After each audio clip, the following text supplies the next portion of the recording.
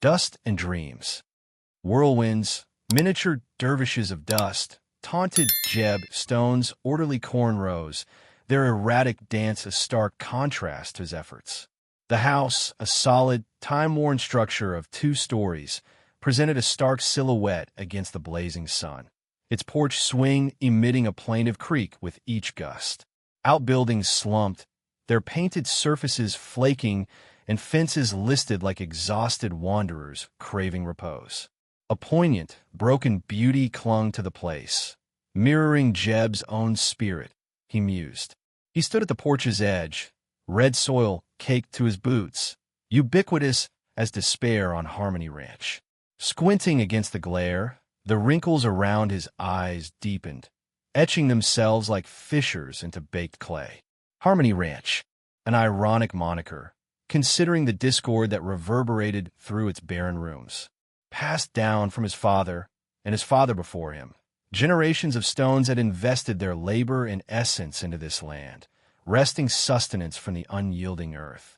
Jeb had always envisioned the lineage continuing, an unbroken chain, echoes of joy and affection filling the void currently dominated by mournful winds. But joy remained elusive. He scrubbed a hand across his weathered face, the bristle rasping against his skin. 30 years bound to Sarah in matrimony. 30 years of hope gradually eroding into a dull, persistent throb. 30 years dedicated to, and ultimately failing at, producing an heir. Sarah had succumbed 3 years prior, her gentle nature worn thin by continuous heartache. The doctor's words had been stark. Sperm counts low, Jedediah. You need divine intervention. Miracles, it appeared, were a scarce commodity at Harmony Ranch.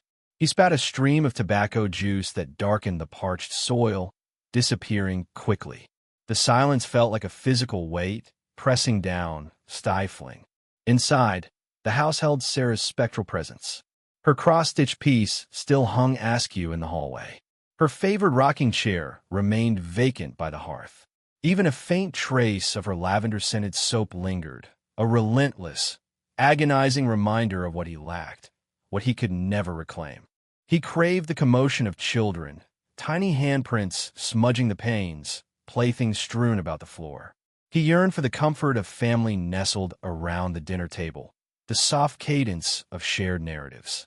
He missed the trust revealed in a child's innocent gaze, the clasp of a small hand within his own.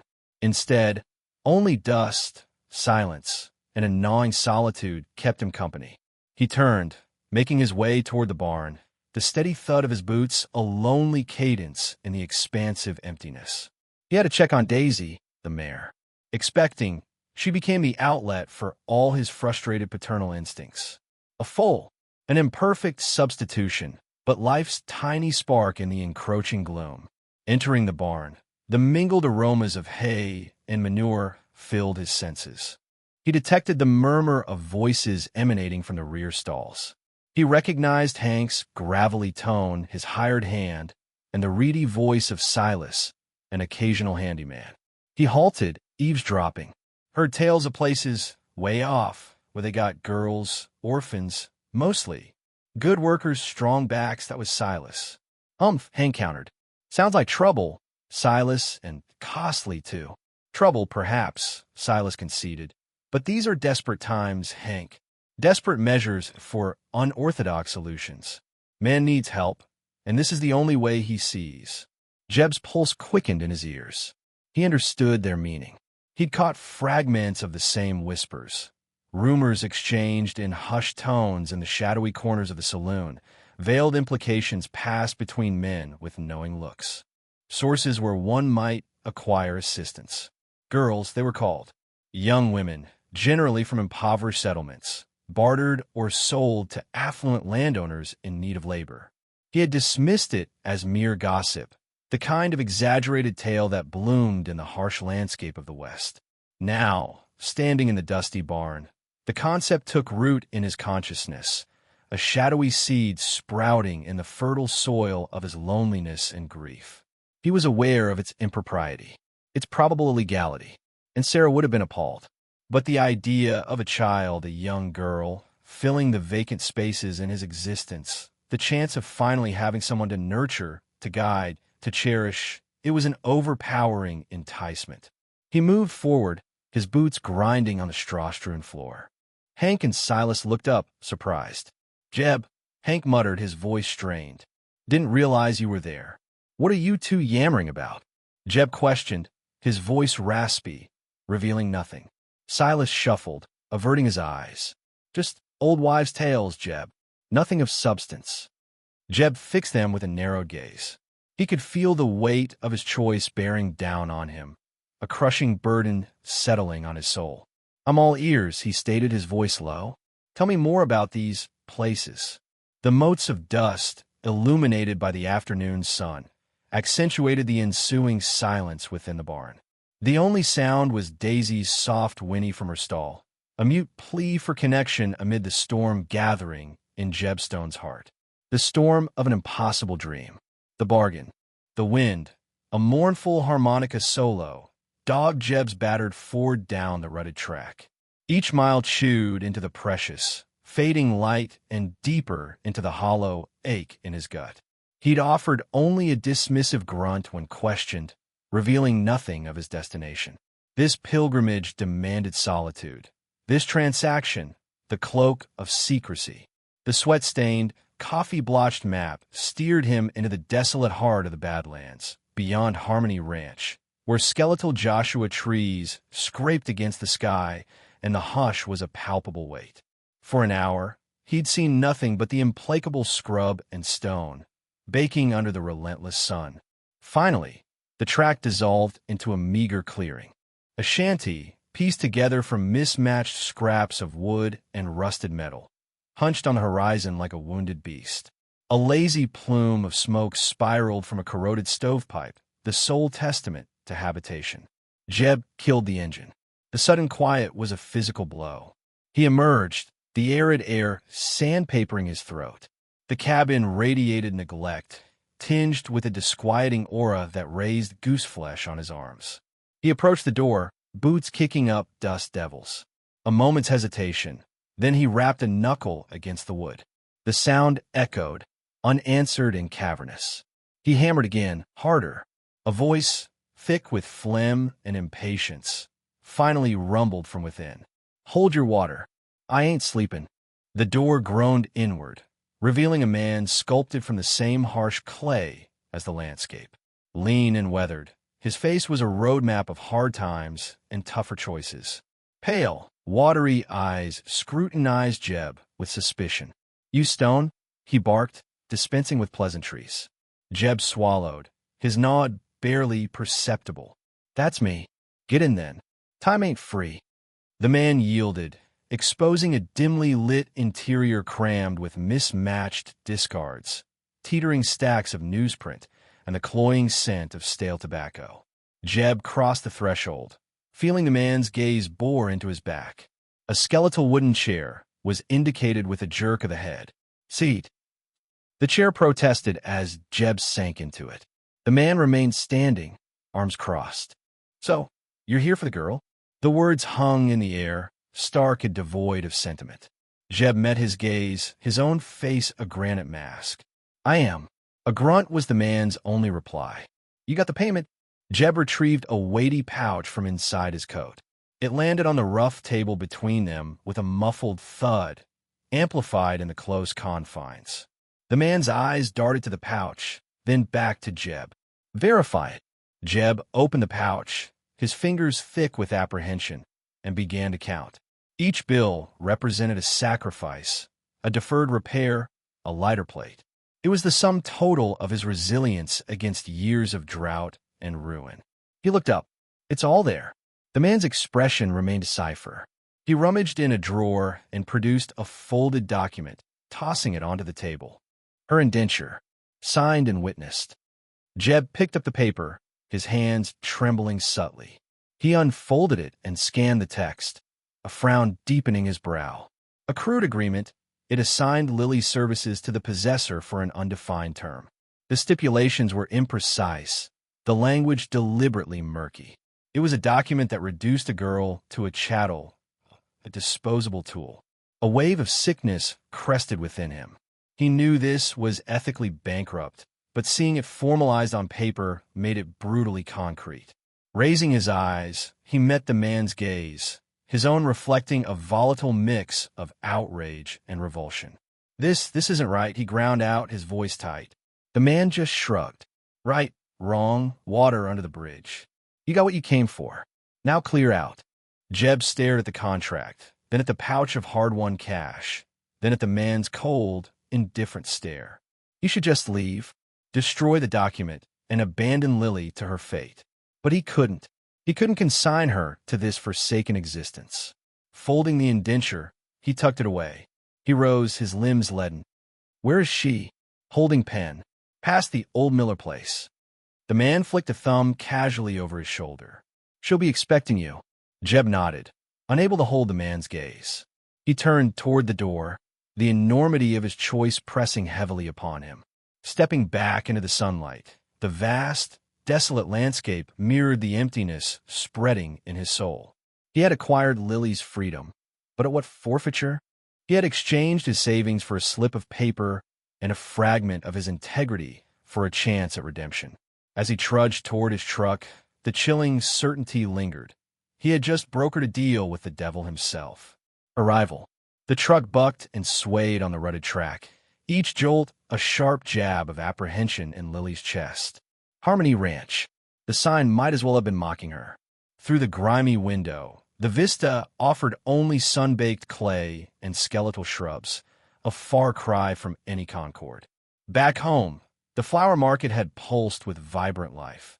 The symphony of bartering voices, the heady incense of 1,000 blooms. Here, the air hung stagnant, seasoned with grit and a faint, metallic tang. The main house lumbered into view, a sprawling bungalow of sun-bleached timber. Though solid, it bore the wear of decades, like a faithful hound grown old. The porch sagged under its own weight, and flaking paint revealed the raw wood beneath. Instead of a welcoming garden, only the stoic hues of endurance met her gaze. Jeb cut the engine, the sudden quiet punctuated by the insistent trill of crickets. He swiveled, his face an enigma shadowed by his hat's brim. Well, he rasped, his voice like shale shifting on a steep slope. Here we are. Harmony Ranch. Lily swallowed against a scratchy throat. She heaved open the door, her sandals crunching on the loose gravel. A wave of heat slammed into her, a tangible force stealing her breath. She squinted, taking in the totality of the place. To the left, a derelict barn gaped open, missing patches of its roof. In the distance, a few forlorn cattle grazed with languid indifference. Jeb remained by the truck, hands shoved deep in his pockets, mirroring her unease. "Let's go," he muttered, leading toward the house. The porch groaned a mournful ballad under their weight. Jeb wrestled the front door open, its hinges emitting a rusty shriek. Inside, the air felt stale and close, thick with the ghosts of dust and aged lumber. Lily hesitated, a knot tightening in her stomach. This was it. This was real. The living room offered little solace. A threadbare leather sofa, a motley collection of chairs, and a coffee table marred by time. A thick shroud of dust coated everything. A lone window admitted a meager shaft of light, illuminating a ballet of airborne particles. Jeb coughed. "Your room's down the hall." He gestured toward a dim corridor. "Last door on the left." Lily nodded, her gaze locked on the floorboards. She couldn't bear to meet his eyes, to glimpse the sentiment hidden behind that gruff facade. Was it regret? Remorse? She wasn't ready to know. Her footsteps echoed in the oppressive silence as she moved down the hall. The designated door stood slightly ajar. She nudged it open and stepped inside. The chamber was cramped and barren, furnished only with a swayback bed, a wobbly bedside stand, and a diminutive chest of drawers. The walls were painted a faded, peeling cerulean. The single window overlooked the desolate landscape. It wasn't much, but it was hers. Lily closed the door and leaned against it, inhaling deeply. The air felt stagnant, yet secure. At least, more secure than she had felt in a long while. She crossed to the window and gazed out.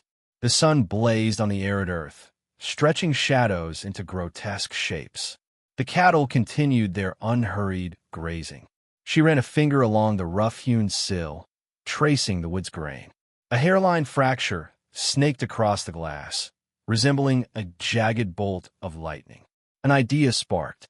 She reached into her pocket and retrieved the small cache she'd rescued from her former life: marigold seeds. She'd always loved their brazen hues and their indomitable spirit. Perhaps, just perhaps, she could coax a flicker of beauty from this forlorn place.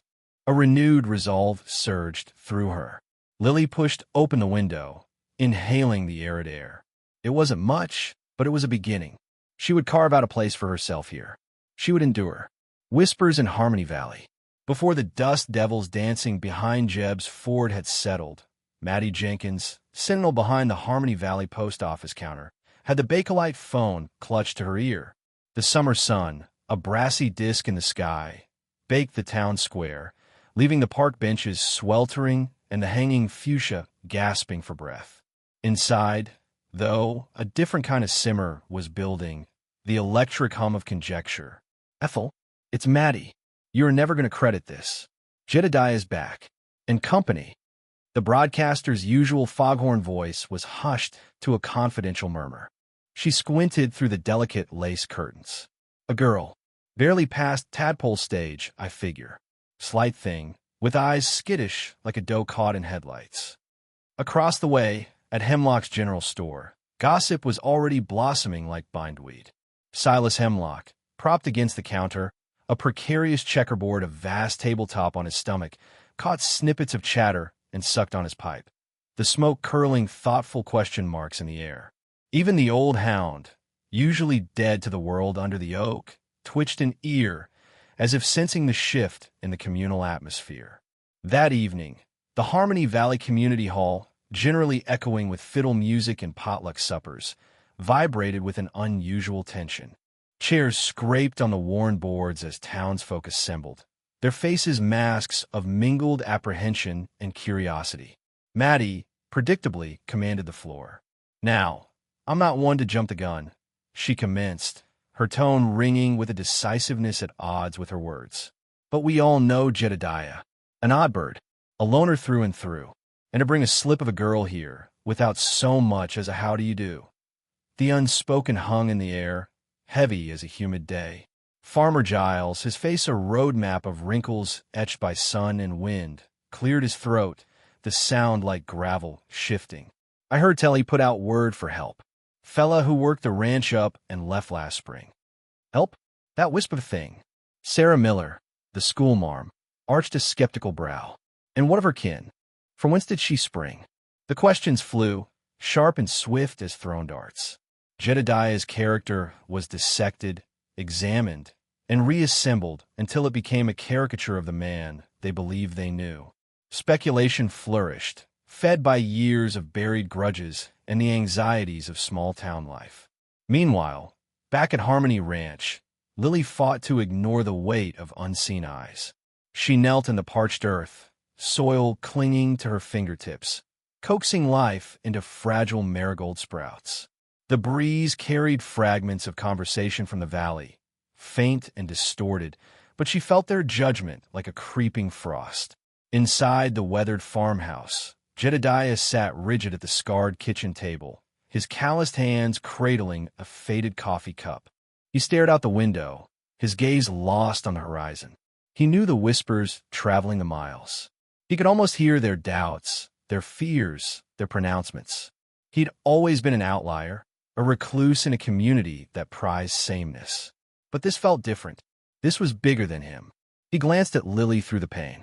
She was so diminutive, so seemingly breakable, yet her movements contained a resolute spirit, a defiance that belied her youth.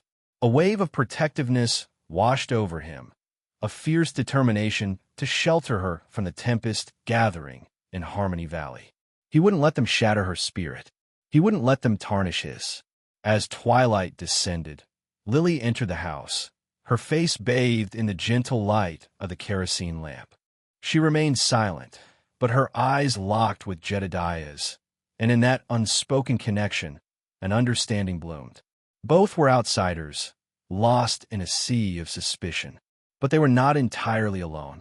They found solace in each other, and perhaps that would be enough to survive the coming trials. The wind keened through the chinks in the walls of the old house, bearing the murmurings of Harmony Valley on its breath.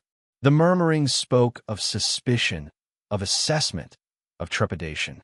Yet beneath the surface, another whisper stirred, a fragile hope, a flicker of curiosity, a nascent belief that perhaps some unforeseen good might emerge from the situation. But that fainter sound was hard to discern amidst the chorus of mistrust, and its fate hung in the balance. The secret garden. The whispers clung to them like burrs, snagging on their clothes as they made their way across the yard.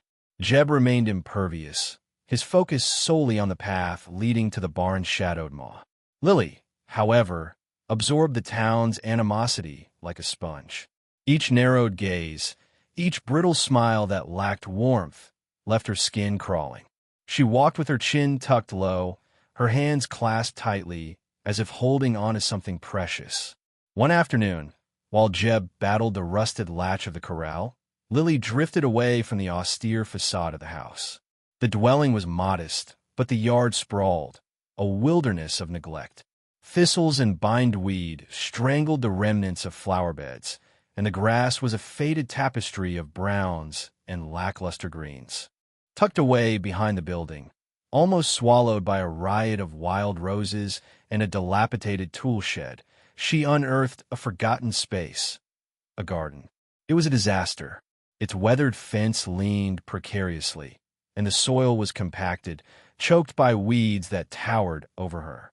Yet, beneath the decay, Lily sensed a pulse of something vital, a faint echo of vibrancy. A solitary, parched bloom clung stubbornly to a thorny branch. Kneeling, Lily's fingers gently explored its papery texture. She pinched off the decaying foliage, revealing a promising green node nestled near the stem. The following day, wielding a corroded trowel and a bucket salvaged from the shed, Lily initiated a restoration. She began tentatively, liberating the earth from weeds and coaxing it to breathe. The ground proved unyielding, resisting her efforts, but she persisted, her small hands imbued with a quiet strength. From the porch, a silent observer, Jeb watched her, his form silhouetted against the aged wood. He couldn't decipher her purpose. Gardening was a skill he'd never possessed nor understood. He considered telling her to quit, that it was a fruitless endeavor, yet something in her unwavering concentration stayed his tongue. An unusual serenity emanated from her, a connection to the land that eluded him. As days bled into weeks, Lily's hidden world underwent a metamorphosis. She purged the refuse, revealing buried flagstones and a fractured birdbath.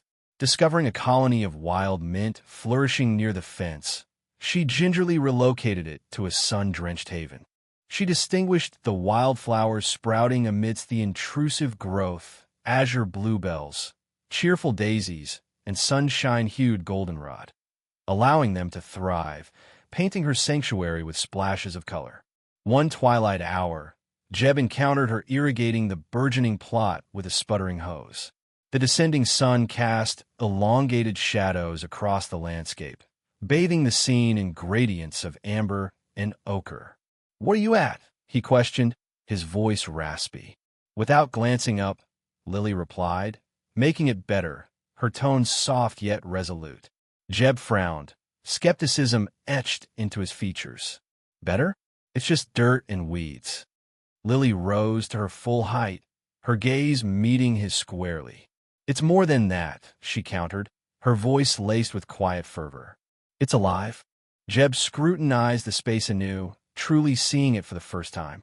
He noticed the orderly rows of cultivated earth, the meticulously preserved wildflowers, the tender shoots pushing through the dark soil. He perceived the glimmer of hope in Lily's eyes, mirroring the radiant light. He still didn't grasp the impulse, but he recognized its presence. "Know anything about growing stuff?" he inquired, the question surprising even himself. Lily offered a small nod. My grandmother taught me, she confessed, a ghost of a smile gracing her lips. She kept the garden back home. Jeb refrained from pressing for further details, unwilling to disrupt the tenuous bond that seemed to be weaving between them. He simply nodded. Well, don't go squandering all the water, he warned, retreating back into the house. That well ain't limitless, you know. Lily watched him leave, then returned her attention to her revitalized space. She understood Jeb's lack of comprehension, but she also knew he was observing. His curiosity piqued. As the days lengthened, the garden thrived. Lily breathed vitality back into the depleted soil, nurturing the flora with a tender touch and an intuitive understanding. She sowed seeds harvested from the wildflowers, and soon, the space transformed into a vibrant tapestry of color. Honeybees droned contentedly among the blossoms, and butterflies pirouetted in the air. The garden evolved into Lily's refuge, a haven where she could evade the judging eyes and whispered slurs, where she could commune with the earth and discover a sense of belonging. It was also becoming something more profound, a beacon of optimism in a place desperately lacking it. And Jeb remained an observer. Drought. The sun hammered Harmony Valley, a relentless forge against the earth. Each dawn painted the sky an unyielding azure, unbroken by the faintest wisp of cloud. The creek, once a cheerful babble threading the lower pasture, was now a fractured, mud-caked gash across the land. Miniature cyclones of dust whirled through the fields, a taunt to Jeb's futile efforts. The drought was a stealthy assassin, choking the life from everything it touched. Corn stalks, usually standing tall, slumped like vanquished warriors. Underfoot, the once lush pasture had become a brittle, crackling expanse of brown. The cattle, their ribs stark against their hides despite Jeb's dwindling hay, bellowed a parched lament that scraped at his core. Jeb's days were a Sisyphean labor of hauling water from the well, each bucket a burden against the slow death creeping across the ranch, trying to salvage the vegetable patch Lily had lovingly nurtured. He measured the precious liquid with agonizing precision, favoring the tomatoes and squash, a solitary burst of verdancy in the blighted terrain. Even the cacti seemed to cower beneath the sun's oppressive gaze. From the porch, Lily watched, her small face a mask of concern. She understood the grim equation of withered crops. No income, depleted feed stores, a bleak horizon for Harmony Ranch. She recalled her grandmother's stories, hushed narratives of discovering hidden seeps, of heeding the land's secrets. One evening, Jeb sank onto the porch swing, his face caked with grime and exhaustion. Silent, he merely gazed at the desolate fields, his eyes reflecting the fractured earth. "It'll be all right, Jeb," Lily murmured, her voice a fragile thread against the evening chorus of crickets, a sound almost cruel in its normalcy. He grunted, an ambiguous sound that offered neither agreement nor hope. He held no faith. He saw only ruin for Harmony Ranch, and himself powerless to avert it. Days dissolved into weeks, each indistinguishable from the last. The well, their lifeline, faltered, yielding only thin, muddy streams. Jeb began the agonizing process of selling off the herd, the mournful cries of each departing animal echoing a dirge through the empty stalls, each transaction a death knell for his dreams. One afternoon, Lily discovered Jeb by the bone-dry creek bed, a half-empty whiskey bottle beside him. He stared blankly at the parched ground, his shoulders slumped in defeat. "Jeb," she asked softly. He remained unresponsive. Lily sat beside him, offering only her presence. After an extended silence, she spoke, her voice firm. "Grandma used to say water always finds its own path, that even in the most arid desert it lies hidden." Jeb's eyes, bloodshot and weary, finally focused on her. "Your grandmother wasn't trying to salvage a ranch in Harmony Valley during the worst drought in half a century. She also taught me to listen to the land," Lily pressed on, "to observe the subtle cues." Jeb scoffed, the sound laced with bitterness. "Cues? All I see is the sun scorching everything into oblivion." He took another pull from the bottle. Lily rose to her feet. I'm going for a walk. Jeb offered no reply, simply watched her retreat, a diminutive figure fading into the heat-warped distance. He drank again, the whiskey a searing balm against the pain that clawed at him. Lily walked for what felt like an eternity, her bare feet sinking into the fissured soil. Closing her eyes, she fought back the despair, summoning her grandmother's whispered teachings. She pictured her grandmother pointing to specific plants, peculiar rock formations, identifying them as indicators of subterranean water. She heard her grandmother's voice. Water always descends, seeking the route of least resistance. Opening her eyes, she scanned the horizon. The sun began its descent, painting the landscape with elongated, distorted shadows. She traced the course of the dry creek bed, her eyes diligently searching. Then she noticed it, a small cluster of slightly more vibrant foliage nestled near the base of a rocky escarpment, a place Jeb seldom ventured. Her heart surged with a tentative hope. She raced back toward the ranch. Jeb remained by the creek, the bottle drained. "Jeb," she cried, her voice raspy. "I think I found something. The miracle spring." "Water remembers," Grandma always said. Lily murmured, her words almost lost to the blustering wind that scourged the barren fields. Jeb, his shirt stained dark with perspiration, halted his pointless labor of piling dirt around a shriveled tomato. He met her gaze, squinting against the fierce sunlight. "Remembers what exactly?" he questioned, skepticism deeply etched into his weathered features. Lily scuffed the dry ground with her worn boots. "Where it used to be, where it yearns to be." After a pause, she pressed on. She believes certain plants flourish where subterranean water slumbers. And the earth, it hums a tune only a few can decipher. Jeb scoffed. "Your grandma had a way with words, Lily Bug, but I'd wager the heat's addled you if you think water has a memory." "Perhaps," she admitted, a spark of resolve gleaming in her eyes. "But what if she was right? If there's water down there, like she claimed? We've nothing to forfeit by trying." He scrutinized her, a faint ember of hope flickering beneath layers of ingrained doubt. Desperation, he knew, led people to embrace stranger notions than water sentience. "All right," he conceded, tossing the shovel aside with a clang. "Show me what your grandma showed you." Lily guided him to a remote corner of the land, a plot Jeb had long considered worthless scrub. She gestured to a stand of spindly willows, their leaves a lackluster, dusty green. "Willows are always drawn to water," she explained. "And these stones," Grandma called them charmed. "They hold the earth's chill." She knelt, her fingers tracing a flat, gray rock, her eyes briefly closed. Jeb watched, a feeling stirring within him that had been dormant for years, a tentative, fragile optimism. "Help me budge this," she requested, straining against the stone's weight. Jeb joined her, his gnarled hands finding purchase on the rough surface. Together, they strained, the stone grating across the arid soil, revealing a patch of darker, almost black, and noticeably moist soil beneath. A jolt of excitement surged through Jeb. "Well, I'll be jiggered," he muttered, running his palm over the cool earth. It was damp, undeniably so.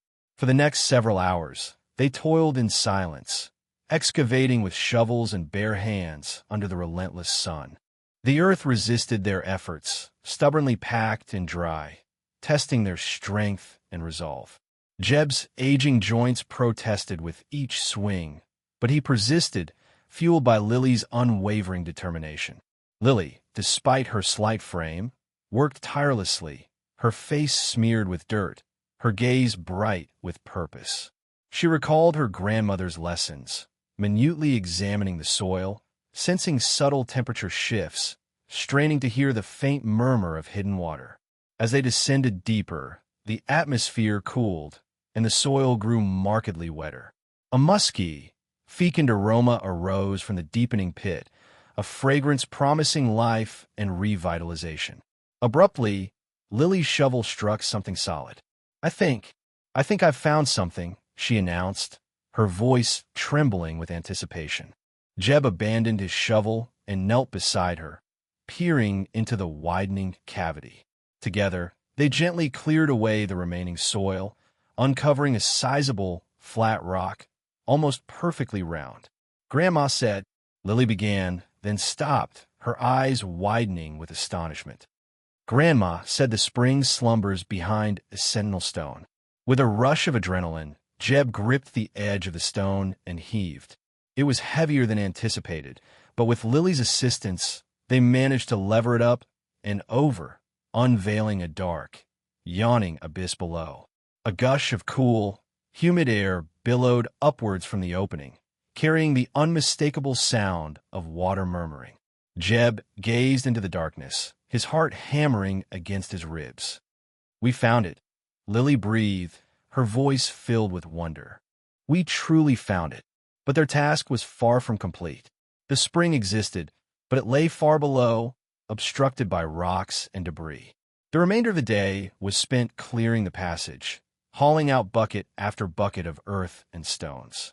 As the opening expanded, the trickle transformed into a constant flow, then a bubbling torrent. Finally, as twilight descended, painting long shadows across the desiccated landscape, they touched the water. It was pristine and frigid, gurgling from the depths, a miraculous occurrence amidst despair. Jeb cupped his hands and drank deeply, the cool liquid slaking his thirst and invigorating his weary soul. He looked at Lily, her face radiant with accomplishment, and emotion choked him. He couldn't recall the last time he'd experienced such optimism. He remained silent, unable to articulate the gratitude that overflowed within him. Instead, he simply tousled her hair, a rare display of affection that conveyed everything. "We did good, Lily Bug," he said, his voice raspy but gentle. "We did real good." Revealed past. The gurgle became a rush, the trickle a torrent. Water, clear and cold, spilled from the spring, carving a fresh path through the parched earth. Lily watched, mesmerized, as it snaked its way down the slope, soaking into the thirsty ground. Jeb stood beside her, his weathered face unreadable, but the tightness around his mouth had eased. He reached out, his calloused hand hovering near her shoulder, a gesture of shared triumph he couldn't quite bring himself to complete. Within days, the change was undeniable. Brown began to bleed into green. Wilting crops straightened, their leaves reaching for the sun. The air, thick with dust just weeks ago, carried the sweet scent of damp earth and burgeoning life. The transformation didn't go unnoticed. Maddie Jenkins, the self-appointed guardian of Harmony Gulch, was the first to arrive, a pie in hand and a suspicious glint in her eye. "Well, I'll be," she said, her voice a mixture of disbelief and grudging admiration. "Heard tell you found water. Figured it was just another tall tale." She thrust the pie towards Jeb. "Apple. Didn't know if that little gal liked apples, but figured you could stomach it." Soon, others followed. Farmers offered their equipment to help expand the irrigation. Women brought casseroles and cakes. Even Old Man Hemlock, who hadn't spoken to Jeb in years after a dispute over property lines, ambled over with a shy smile and a toolbox, offering his expertise in plumbing.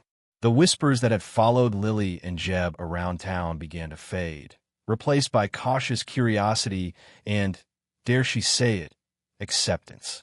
One sweltering afternoon, a brightly painted wagon pulled into the yard, drawn by a pair of weary mules. A sign proclaimed traveling treasures, wares from across the West. The driver, a man with a slicked-back mustache and a booming voice, hopped down with a flourish. "Howdy, folks. Name's Silas Blackwood, and I got just what you need." He gestured to the wagon, overflowing with everything from patent medicines to ribbons and lace. Lily, drawn by the colorful display, cautiously approached. Silas beamed at her. "Well, hello there, little lady. What might I tempt you with today?" His eyes, sharp and knowing, lingered on her face a moment longer than necessary. Jeb, who had been watching from the porch, tensed. He didn't like the way Silas was looking at Lily. "We ain't needin' nothing," he grunted. Silas chuckled. Now, Mr. Stone, was it? A little retail therapy never hurt anyone, especially after all that hard work you've been doing. Say, isn't that?" He paused, squinting at Lily. Well, I'll be hornswoggled. Is that Mei Lin? Lily froze. Her eyes widened, and she instinctively stepped back, hiding behind Jeb. Jeb's hand tightened into a fist. You got the wrong girl. Silas ignored him, his gaze fixed on Lily. Mei Lin, from a Silver Dragon orphanage in Carson City? I haven't seen you since. He clicked his tongue. Well, let's just say it's been a while. You've grown, but I never forget a face, especially one so distinctive. He turned to Jeb, his smile now brittle. You wouldn't happen to have any paperwork for this young lady, would you? I seem to recall some irregularities surrounding her departure from the orphanage. The blood drained from Jeb's face. He knew what was coming.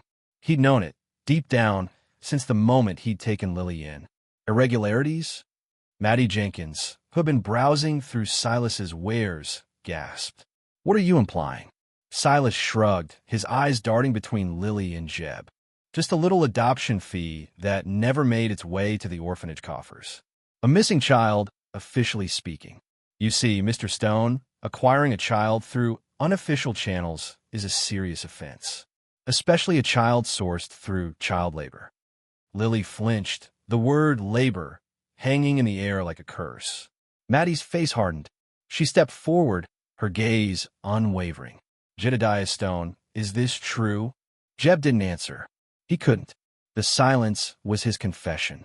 The spring, the renewed land, the burgeoning hope, it all seemed to crumble around them, washed away by the salesman's words.